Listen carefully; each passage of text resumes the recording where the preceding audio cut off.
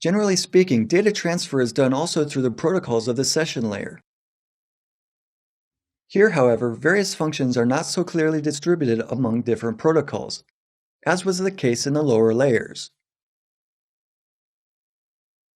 It's generally accepted that all user authentication protocols operate in the session layer.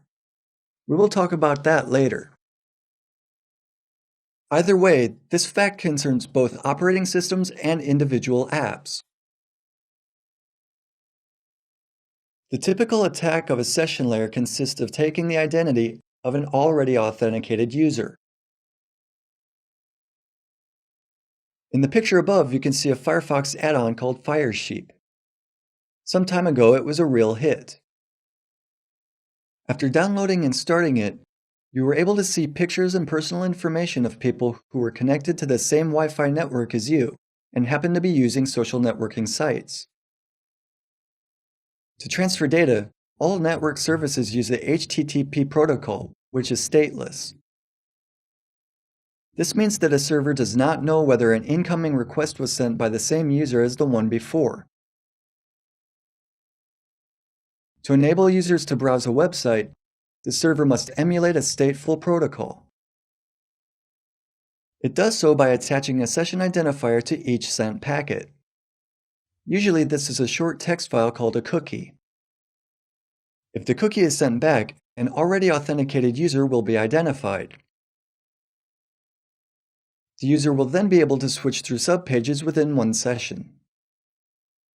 If someone managed to intercept the cookie and send it back to the server, he'd be able to impersonate the user perfectly. The attacker wouldn't even have to know login and password. That's how Firesheep works. The main threats connected to the session layer are identity and credential spoofing.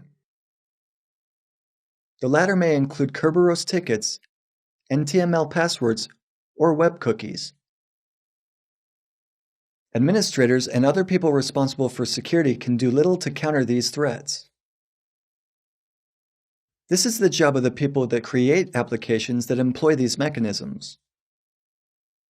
Applications should offer secure ways of user authentication, or at least, use secure authentication protocols. Let's get back to the picture in the Firesheep add-on. If the communication took place through the HTTPS protocol, it wasn't so easy to use the cookie anymore because it was encrypted with a session key. During this lecture, we have learned about the threats and vulnerabilities of transport and session layers of the OSI model.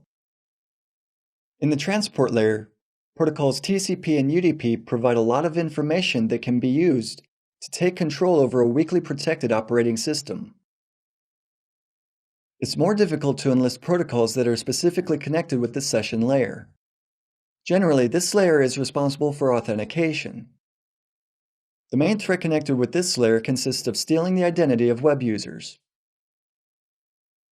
Thank you for your attention.